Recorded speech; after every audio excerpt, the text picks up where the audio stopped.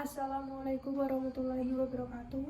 Alhamdulillahirabbil alamin wassalatu wassalamu ala asrofil anbiya'i wal mursalin wa ala alihi washabihi ajmain amma ba'du. Yang terhormat kepada Bapak Ibu tutor dan teman-teman yang saya sayangi, mari kita panjatkan puji syukur kepada Tuhan Yang Maha Esa karena berkat rahmat serta perlindungannya kita masih diberi sehat. Pada diskusi kali ini terkait pembahasan tentang COVID-19, saya akan menyampaikan gagasan saya yang berjudul Perekonomian Indonesia Akibat COVID-19. Pada 31 Desember 2019 lalu, Organisasi Kesehatan Dunia atau WHO menerima laporan kasus virus di kota Wuhan, Provinsi Hubei, Cina. Pada awal Januari 2020, Cina menemukan penyakit virus corona, yaitu penyakit yang menyerang saluran pernapasan. Sejauh yang kita tahu, virus corona atau COVID-19 sudah menyebar di berbagai negara.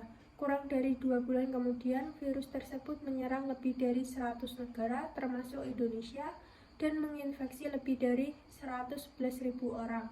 Dampak yang ditimbulkan oleh virus ini sangat beragam, misalnya di masyarakat, ekonomi, pendidikan, pekerjaan, politik, dan lain sebagainya. Misalnya di negara maju, pemerintah membuat kebijakan lockdown agar warganya tidak keluar rumah untuk mengurangi penyebaran COVID-19. Banyak yang terdampak akibat COVID-19 ini, salah satunya di bidang ekonomi. Adapun dampak ekonomi yang semisal sebuah usaha, keuntungan yang diperoleh pelaku usaha mengalami penurunan akibat wabah COVID-19, baik dari sektor pariwisata maupun sektor penerbangan yang sepi akibat kebijakan social distancing. Di sektor industri pabrik, produksi juga mengalami penurunan akibat banyaknya karyawan yang di PHK, serta dipulangkan oleh perusahaan sehingga mengakibatkan banyak orang yang menganggur.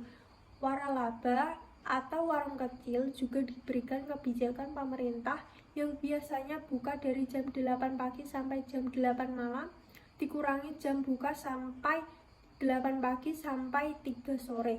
Diberlakukan penggunaan uang digital untuk membeli barang, karena uang kertas merupakan perantara penyebaran virus COVID-19 yang mudah menular, sehingga banyak orang yang menggunakan uang digital untuk menghindari penularan virus COVID-19 ini.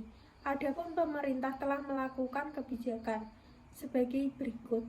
Pertama, Presiden memerintahkan seluruh menteri, gubernur, dan wali kota memangkas rencana belanja yang bukan belanja prioritas dalam anggaran pendapatan dan belanja negara atau APBN dan anggaran pendapatan dan belanja daerah atau APBD.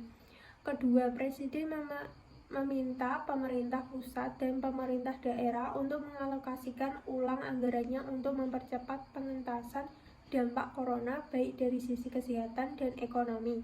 Yang ketiga, Presiden meminta pemerintah pusat serta pemerintah daerah menjamin ketersediaan bahan pokok, diikuti dengan memastikan terjaganya daya beli masyarakat, terutama masyarakat lapisan bawah.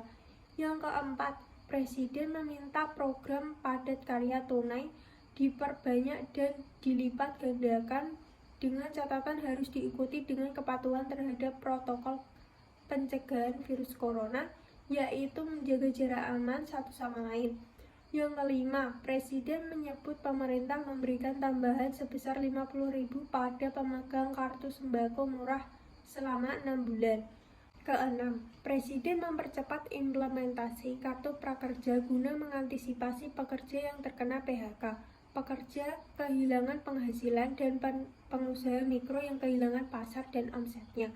Yang ketujuh, pemerintah juga membayarkan pajak penghasilan atau PPh pasal 21 yang selama ini dibayar oleh wajib pajak atau WP karyawan di industri pengolahan. Alokasi anggaran yang disediakan mencapai 8,6 triliun.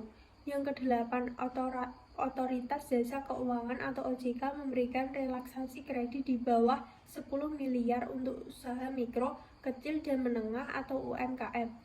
Adapun juga pemerintah mengadakan kebijakan dalam berbagai aspek guna memajukan perekonomian Indonesia. Pemerintah lebih fokus kepada kebijakan fiskal dan moneter. Kebijakan fiskal yang diambil mempunyai banyak ragamnya, salah satunya intensif pajak yang sangat berpengaruh. Intensif pajak membuat para masyarakat merasa keringanan akan kewajiban mereka dan tidak mempengaruhi perekonomian mereka, sehingga masyarakat tetap bisa memenuhi kebutuhan hidupnya seperti sebelumnya. Tidak hanya itu, pemerintah melakukan kerjasama dengan Bank Indonesia untuk memajukan kebijakan moneter. Kebijakan ini bertujuan menurunkan jumlah uang yang beredar dan suku bunga pada bank. Ketika suku bunga mengalami penurunan, pada saat itu juga para investor menginvestasikan kepemilikan mereka kembali. Semua kebijakan yang telah dirancang oleh pemerintah memiliki tujuan agar output pendapatan pada PDB dapat kembali seperti awal dan mengalami peningkatan. Tidak hanya itu, tujuan lain adalah agar Indonesia mengalami inflasi kembali dan tingkat pengangguran di Indonesia berkurang. Demikian yang dapat saya sampaikan, semoga bermanfaat. Mohon maaf jika ada kesalahan kata. Wabillahi taufiq wal hidayah. Wassalamualaikum warahmatullahi wabarakatuh.